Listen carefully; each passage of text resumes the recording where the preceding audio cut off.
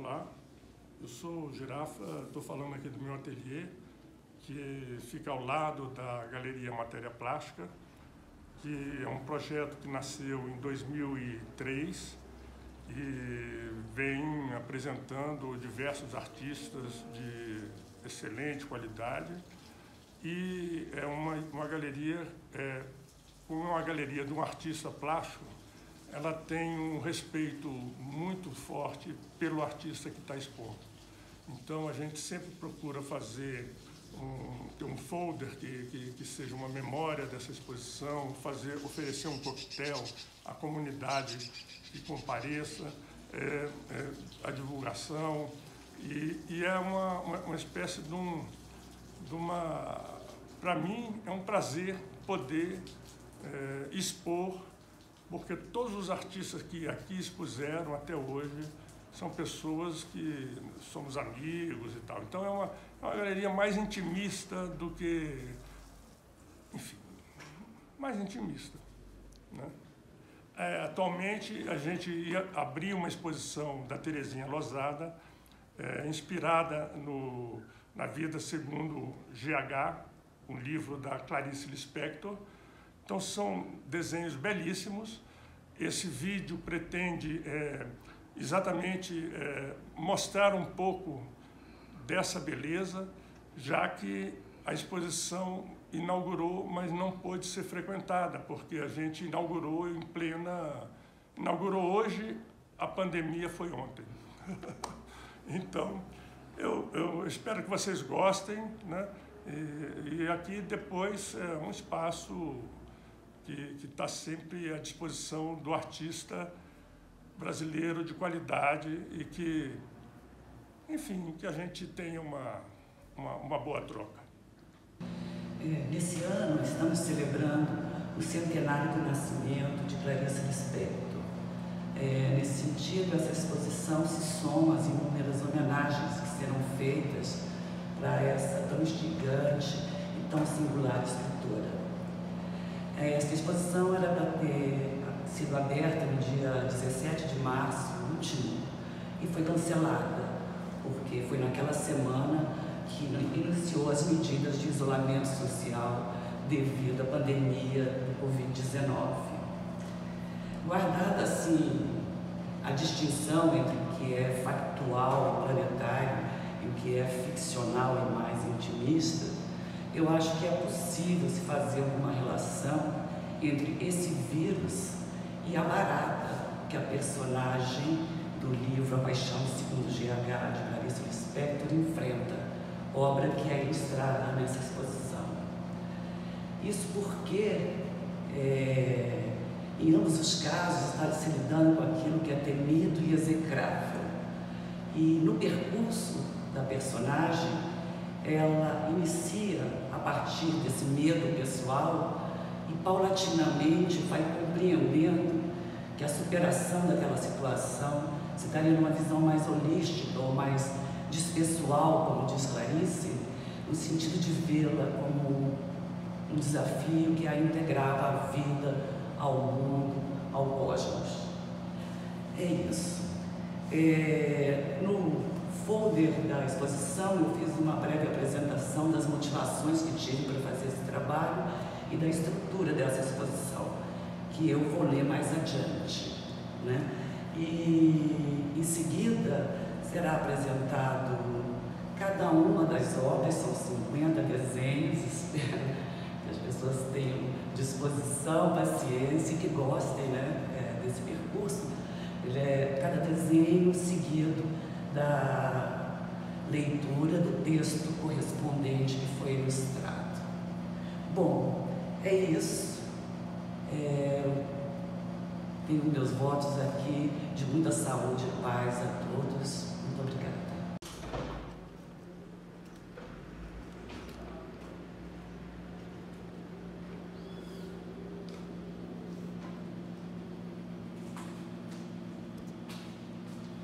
Não sei se sou uma pessoa de alma formada. Requisito que Clarice Lispector sugere ao possível leitor do seu livro A Paixão Segundo GH. No entanto, ao ousar ilustrá-lo, compreendi profundamente que a aproximação do que quer que seja se faz gradualmente e penosamente, atravessando inclusive o oposto daquele que se vai aproximar.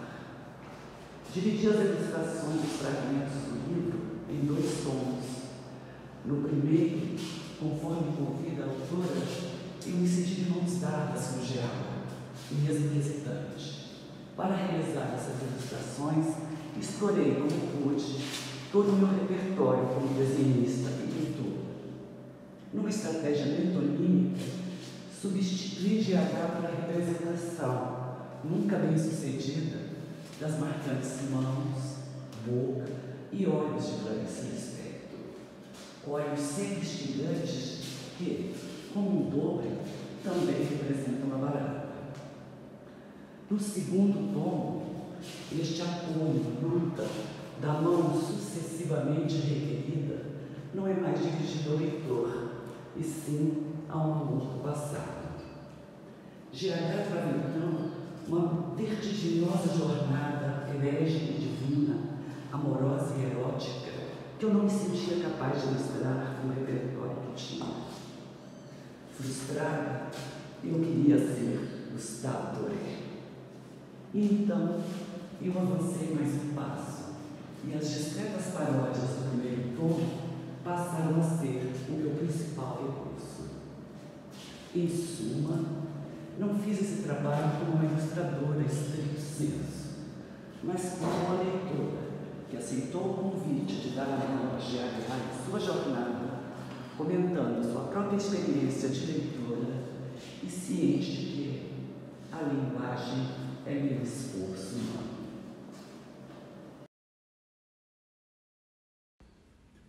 Estou procurando, estou tentando entender, tentando dar a alguém o que vivi e não sei a quem, mas não quero ficar com o que vivi, não sei o que fazer do que vivi, tenho medo dessa desorganização profunda. Perdi alguma coisa que me era essencial e que já não é mais necessária, assim como se eu tivesse perdido uma terceira perna que até então me impossibilitava de andar, mas que fazia de mim um tripé estável. Essa terceira perna eu perdi.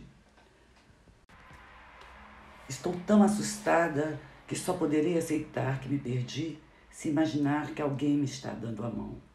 Enxerguei, mas estou tão cega quanto antes, porque enxerguei um triângulo incompreensível. A menos que eu também me transforme no triângulo que reconhecerá no incompreensível triângulo a minha própria fonte. É que o mundo todo vivo tem a força de um inferno. O apartamento me reflete, é no último andar, o que é considerado uma elegância. Da minha sala de jantar eu vi as misturas de sombras que preludiavam o living.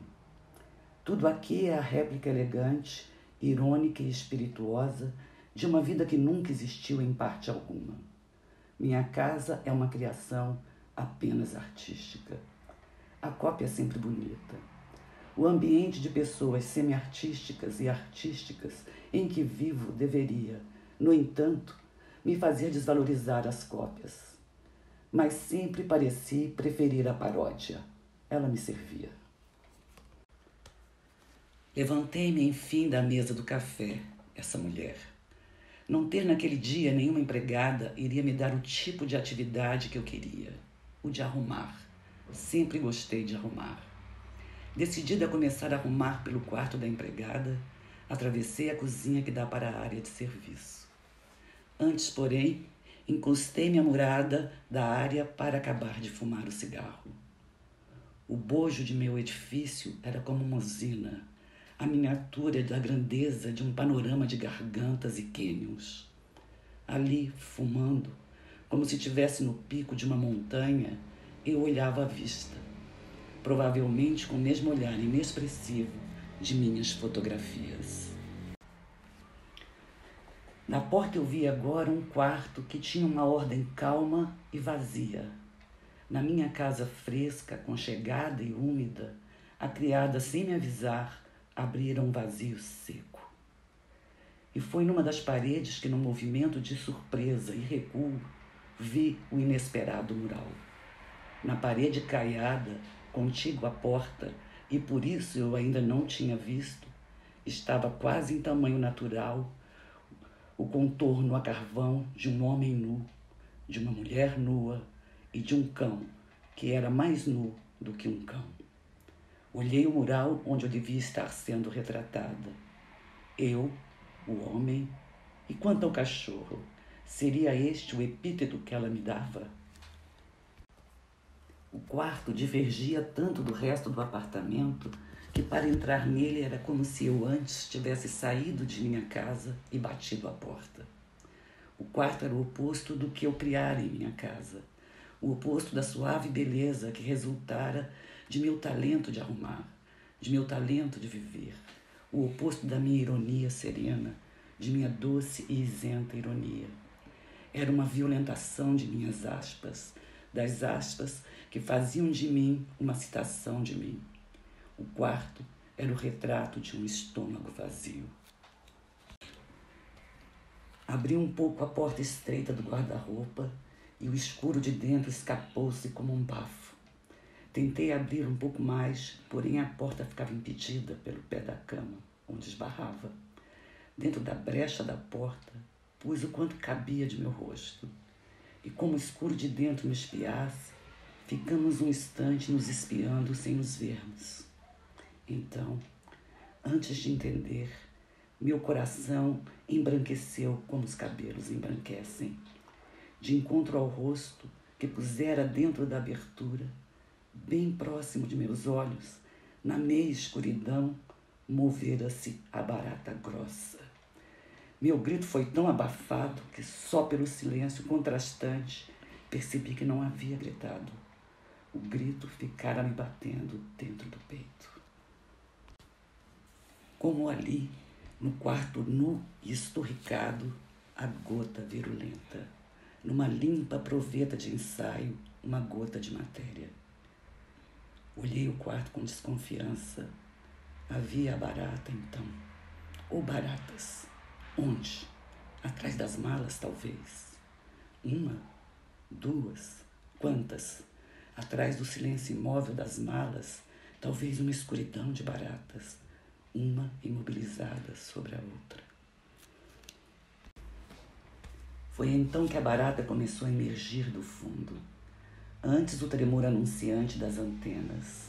Depois, atrás dos fios secos, o corpo relutante foi aparecendo, até chegar quase à tona da abertura do armário. Sem nenhum pudor, comovida com minha entrega ao que é o mal, sem nenhum pudor, comovida, grata, pela primeira vez eu estava sendo a desconhecida que eu era. Só que desconhecer-me não me impedia mais. A verdade já me ultrapassara. Levantei a mão, como para um juramento, e num só golpe fechei a porta sobre o corpo meio emergido da barata. Ao mesmo tempo, eu também havia fechado os olhos, e assim permaneci, toda trêmula. Que fizera eu? Que fizera eu de mim?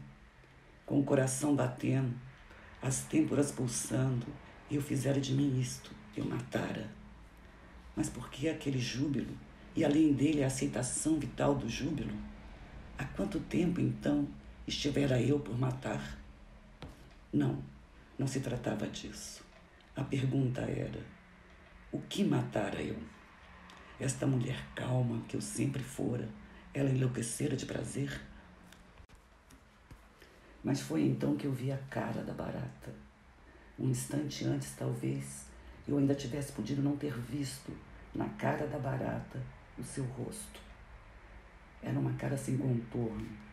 As antenas saíam em bigodes do lado da boca. A boca marrom era bem delineada. Os finos e longos bigodes mexiam-se lentos e secos. Seus olhos pretos facetados olhavam. Era uma barata tão velha como um peixe fossilizado. Era uma barata tão velha como salamandras e quimeras, e grifos e leviatãs. Ela era antiga como uma lenda. Olhei a boca. Lá estava a boca real. Eu nunca tinha visto a boca de uma barata. Na verdade, eu nunca tinha mesmo visto uma barata. Só tivera repugnância pela sua antiga e sempre presente existência, mas nunca a defrontara, nem mesmo em pensamento. Cada olho reproduzia a barata inteira. Perdoe eu te dar isto, mão que seguro, mas é que não quero isto para mim. Toma esta barata, não quero que vi. Toma tudo isso para ti. Eu não quero ser uma pessoa viva. Tenho nojo e maravilhamento por mim, lama grossa lentamente brotando. Segura minha mão, porque sinto que estou de novo indo para a mais primária vida divina. Estou indo para um inferno de vida crua. Não me deixes ver, porque estou perto de ver o núcleo da vida. E através da barata, que mesmo agora revejo, através desta amostra de calmo horror vivo, tenho medo de que neste núcleo eu não saiba mais o que é esperança. A barata é pura sedução. Cílios pestanejando que chamam. Também eu, que aos poucos estava me reduzindo ao que em mim era irredutível, também eu tinha milhares de cílios pestanejando, e com meus cílios eu avanço. Eu, protozoária, proteína pura. Segura minha mão. Cheguei ao irredutível com a fatalidade de um dobre. Sinto que tudo isso é antigo e amplo. Sinto no hieróglifo da barata lenta a grafia do extremo oriente. E neste deserto de grandes seduções, as criaturas. Eu e a barata viva.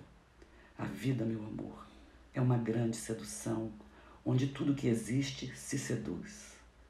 Aquele quarto que estava deserto e por isso primariamente viva, eu chegara ao nada, e o nada era vivo e úmido.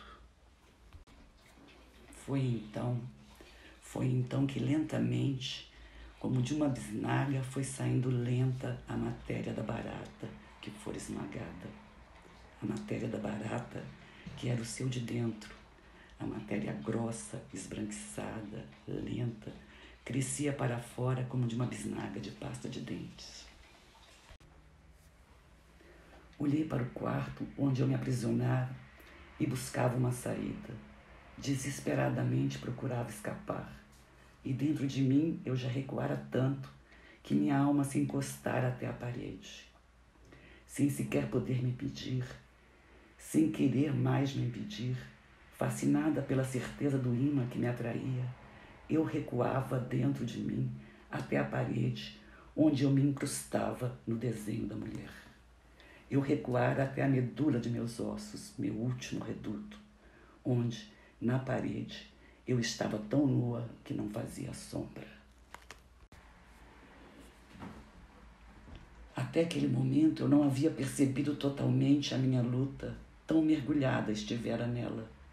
Mas agora, pelo silêncio onde enfim eu caíra, sabia que eu havia lutado, que havia sucumbido e que cedera. E que agora sim eu estava realmente no quarto. Eu, corpo neutro de barata. Eu, como uma vida que finalmente não me escapa, pois enfim a vejo fora de mim.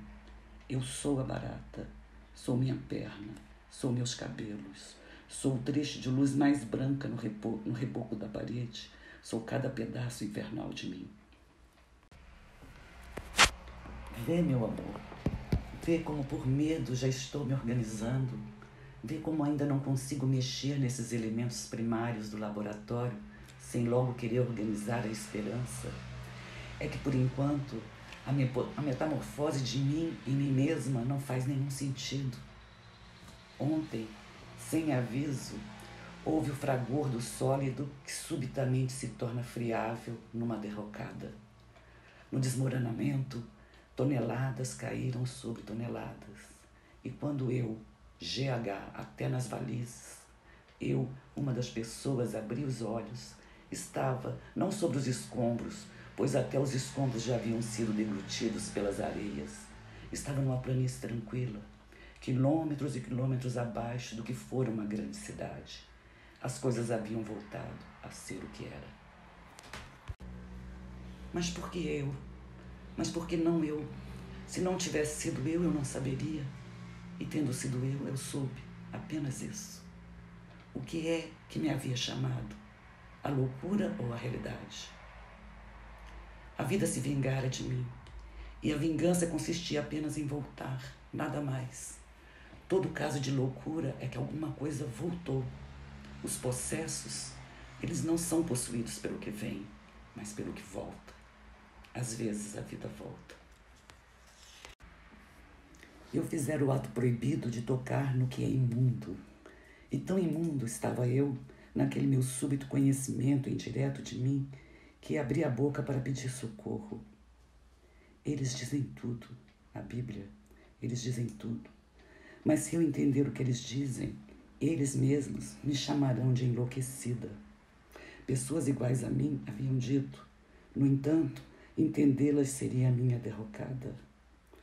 Mas não comereis das impuras, quais são a águia e o grifo e o esmerilhão, e nem a coruja e nem o cisne, e nem o morcego, nem a cegonha e todo gênero de corvos.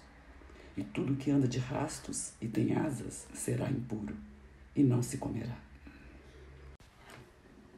Sem desfitar a barata, fui-me abaixando, até sentir que meu corpo encontrava a cama, e sem desfitar a barata, sentei-me. Agora era com os olhos erguidos que eu a via. Agora, debruçada sobre a própria cintura, ela me olhava de cima para baixo. Eu havia prendido de fronte de mim o imundo do mundo, e desencantara a coisa viva. Eu perdera as ideias. Então, de novo, mais 1 milímetro grosso de matéria branca espremeu-se para fora. Eu a via toda, a barata. A barata é um ser feio e brilhante. A barata é pelo avesso. Não, ela mesma não tem lado direito nem avesso. Ela é aquilo. O que nela é exposto é o que em mim eu escondo. De meu lado a ser exposto, fiz o meu avesso ignorado. Ela me olhava, e não era um rosto. Era uma máscara de escafandrista. Aquela gema preciosa, ferruginosa. Os 2 olhos eram vivos como 2 ovários. Ela me olhava com a fertilidade cega de seu olhar. Ela fertilizava a minha fertilidade morta. Seriam salgados seus olhos? Se eu os tocasse, já que cada vez mais imunda eu gradualmente ficava. Se eu os tocasse com a boca, eu os sentiria salgados? Finalmente, meu amor, sucumbi e tornou-se um agora. Era finalmente agora. Era simplesmente agora. Era assim. O país estava em 11 horas da manhã, superficialmente como um quintal que é verde, da mais delicada superficialidade. Verde, verde, verde é um quintal. Entre mim e o verde, a água do ar. A verde é a água do ar. Vejo tudo através de um copo cheio. Nada se ouve. O resto da casa, a sombra está toda inchada. A superficialidade madura. São 11 horas da manhã no Brasil. É agora. A barata de súbito vomitou pela sua fenda mais um surto branco e fofo. Ah, mas a quem peço socorro, se tu também... Pensei então em direção a um homem que já fora meu. Se tu também não me servirias agora, pois como eu, tu quiseste transcender a vida e assim a ultrapassaste. Mas agora eu não vou mais poder transcender. Vou ter que saber e irei sentir a quem eu quis pedir socorro. Transcender é uma transgressão, mas ficar dentro do que é, isso exige que eu não tenha medo. Eu vou ter que ficar dentro do que é.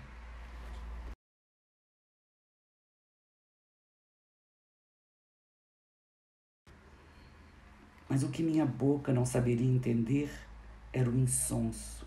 O que eu toda não conhecia era o neutro. E seus olhos eram insonsos, não salgados como eu quereria. Sal seria o sentimento e a palavra e o gosto. Eu sabia que o neutro da barata tem a mesma falta de gosto de sua matéria branca. Sentada eu estava consistindo. Sentada, consistindo, eu estava sabendo que se eu não chamasse as coisas de salgada ou doces, de tristes ou alegres, ou dolorosas, ou mesmo com entretons de maior sutileza, que só então eu não estaria mais transcendendo e ficaria na própria coisa. Com nojo, com desespero, com coragem, eu cedia. Ficara tarde demais, e agora eu queria. Lembrei-me de ti, quando beijara teu rosto de homem. Devagar, devagar beijara, e chegara o momento de beijar teus olhos. Lembrei-me de que então eu havia sentido sal na minha boca, e que o sal de lágrima nos teus olhos era o meu amor por ti. Mas o que mais me havia ligado em susto de amor fora no fundo do sal tua substância insonsa e inocente e infantil. Ao meu beijo, tua vida mais profundamente insípida me era dada, e beijar teu rosto era insonso e ocupado trabalho paciente de amor. Era mulher tecendo um homem, assim como me havias tecido, neutro artesanato da vida. Através de um dia eu ter beijado o resíduo insípido que há no sal da lágrima, então a infamiliaridade do quarto tornou-se reconhecível como matéria já vivida. Se até então não fora reconhecida, era porque só fora insonsamente vivida pelo mais profundo sangue insonso. Eu reconhecia a familiaridade de tudo. As figuras na parede, eu as reconhecia com um novo modo de olhar. E também reconhecia a vigília da barata. A vigília da barata era a vida vivendo, a minha própria vida vigilante se vivendo.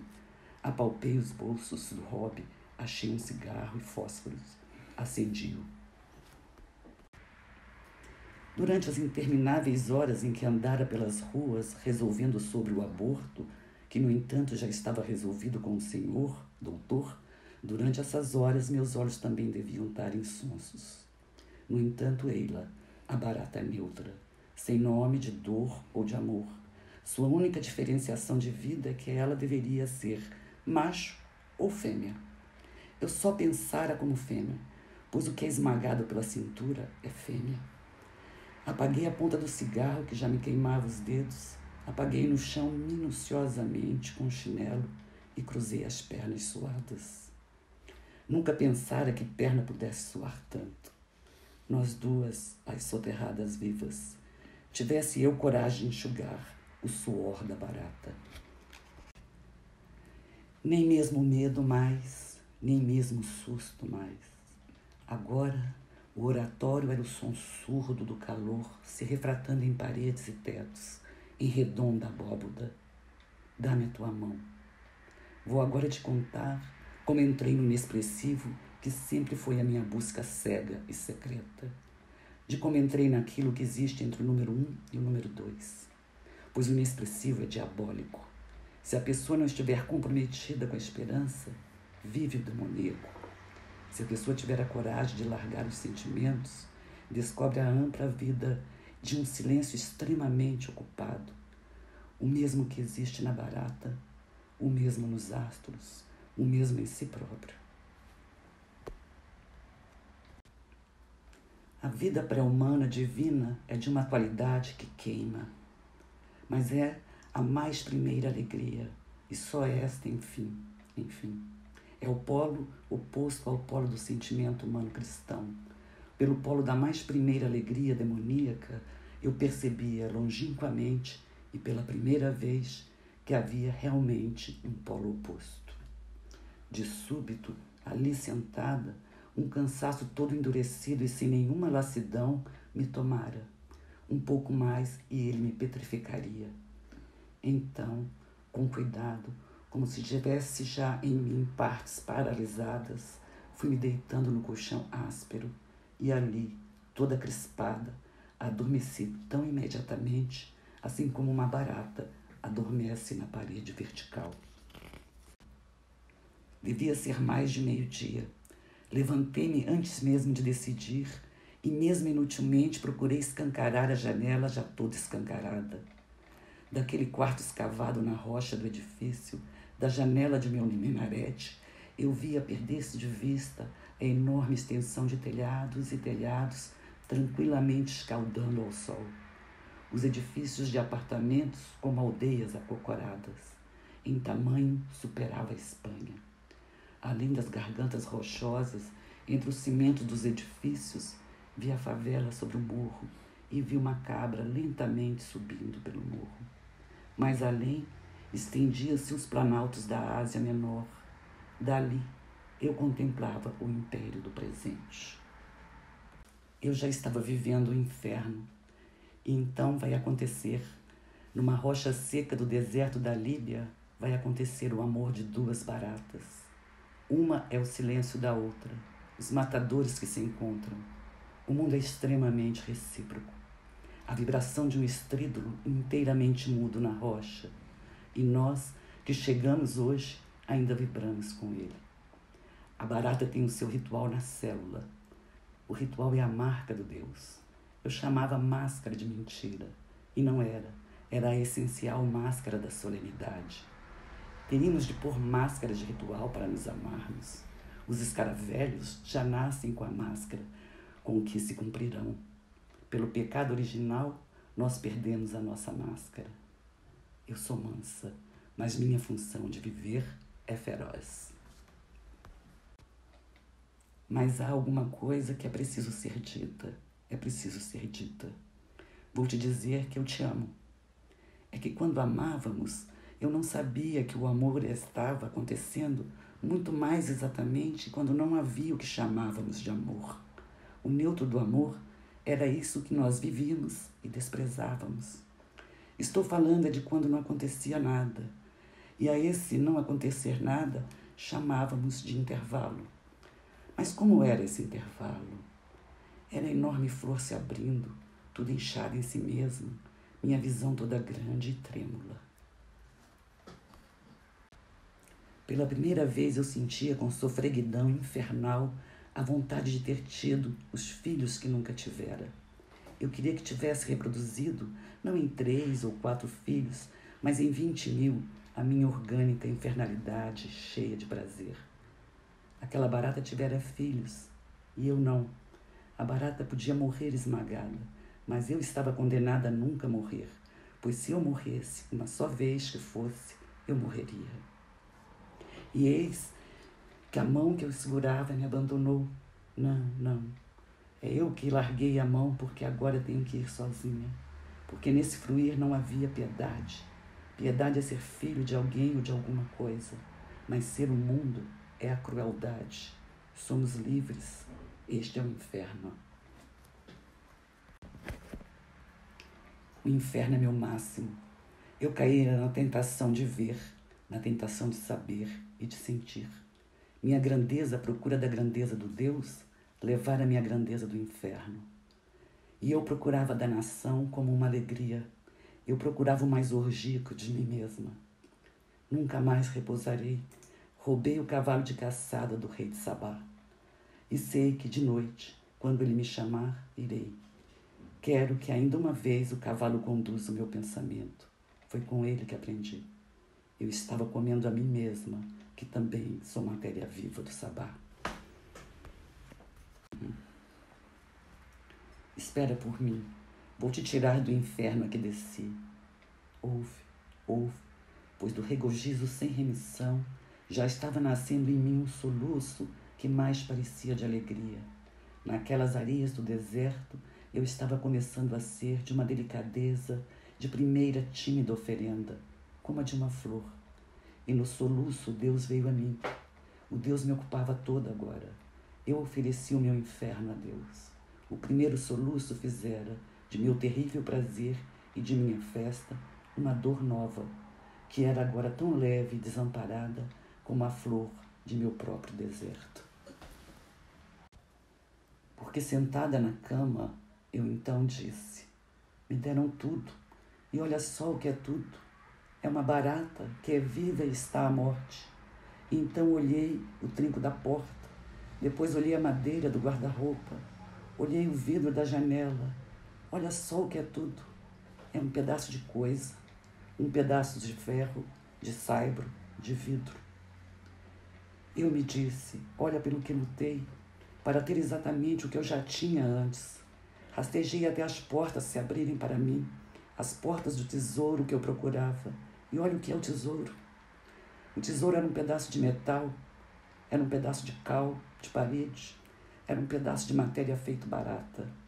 Eu arriscara o mundo em busca da pergunta que é posterior à resposta. Por que a coisa nua é tão tediosa? Mas o tédio fora a única forma como eu pudera sentir o atonal. A natureza, o que eu gostava na natureza era o seu inexpressivo vibrante. Às vezes nós mesmos manifestamos o inexpressivo. Em arte se faz isso. Em amor de corpo também. Manifestar o inexpressivo é criar.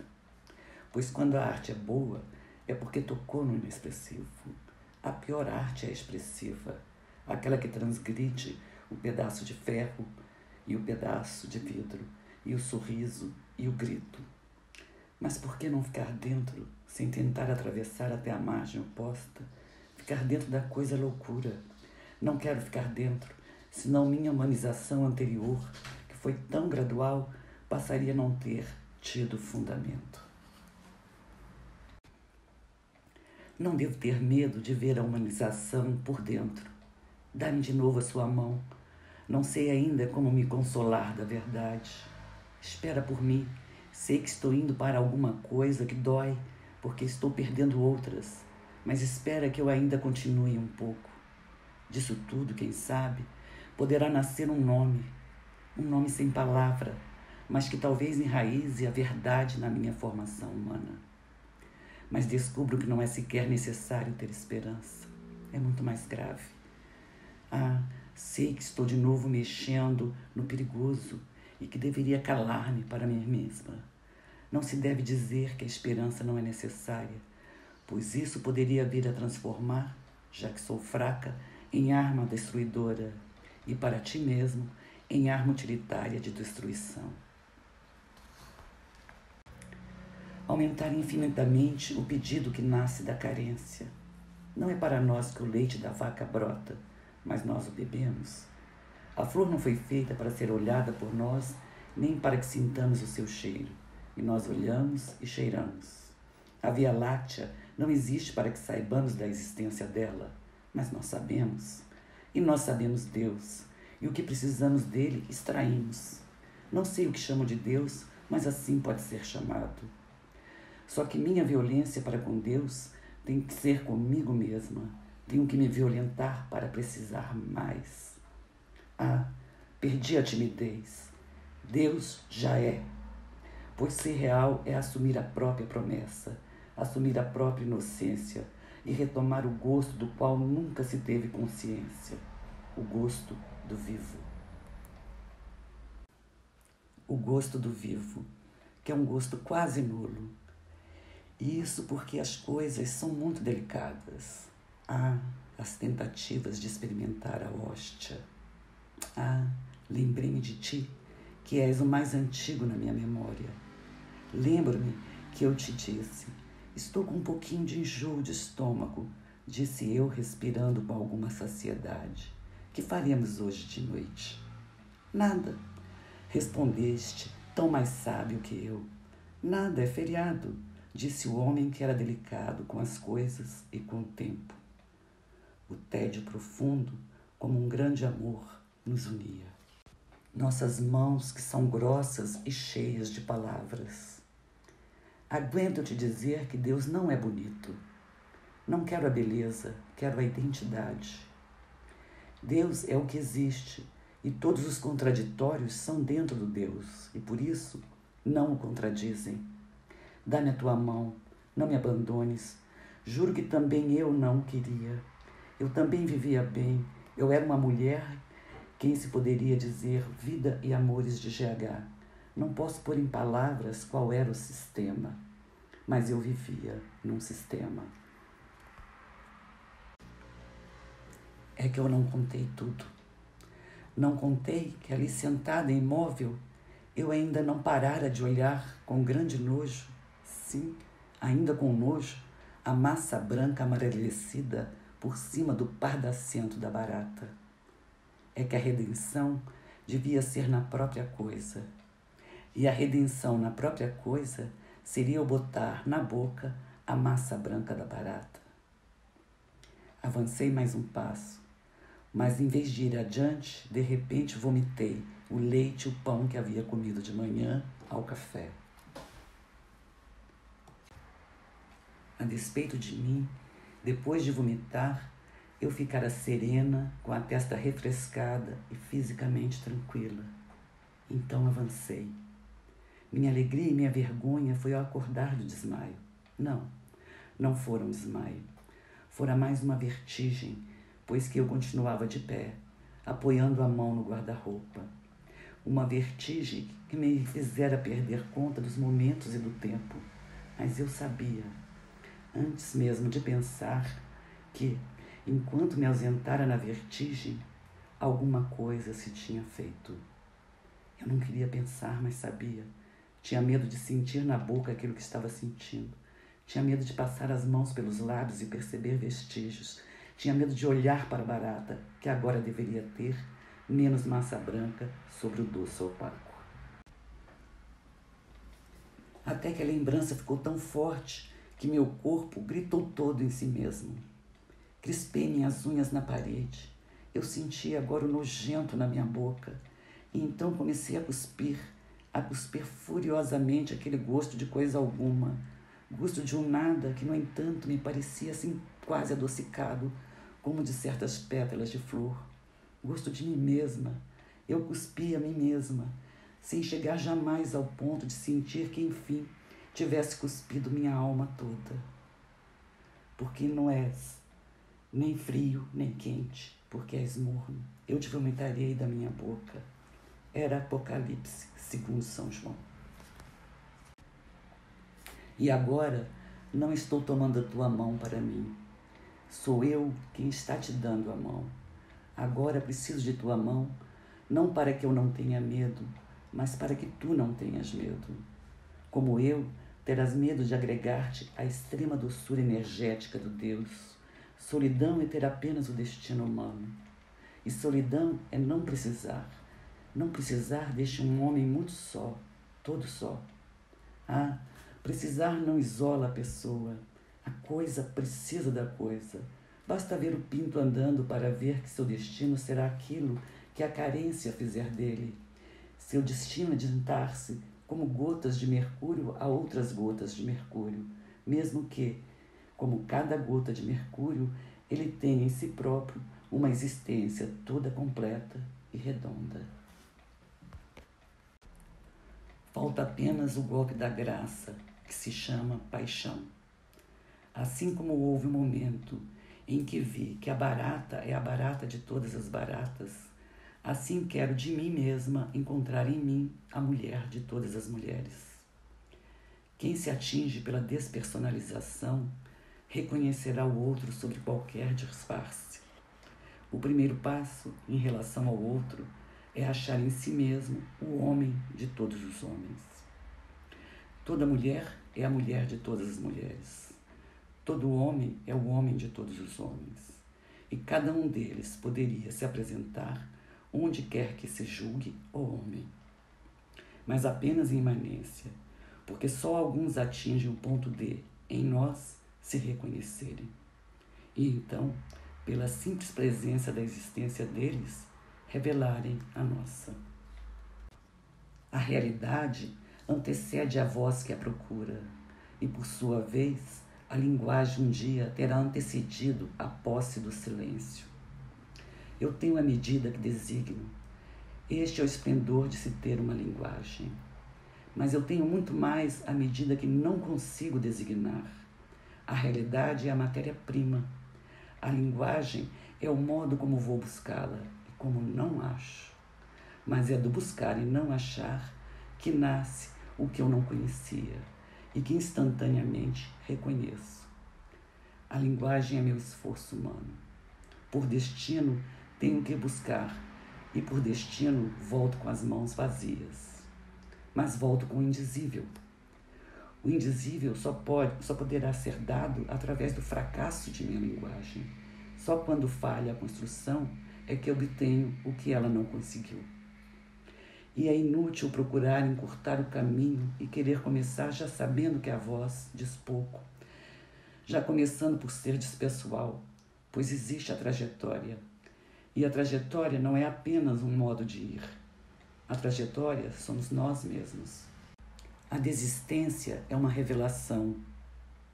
O mundo independia de mim. Esta era a confiança que eu havia chegado. O mundo independia de mim e não estou entendendo o que estou dizendo. Nunca mais entenderei o que eu disser. Pois como poderia eu dizer sem que a palavra mentisse por mim? Como poderei dizer senão timidamente assim? A vida se me é. A vida se me é. E eu não entendo o que digo. Então, adoro.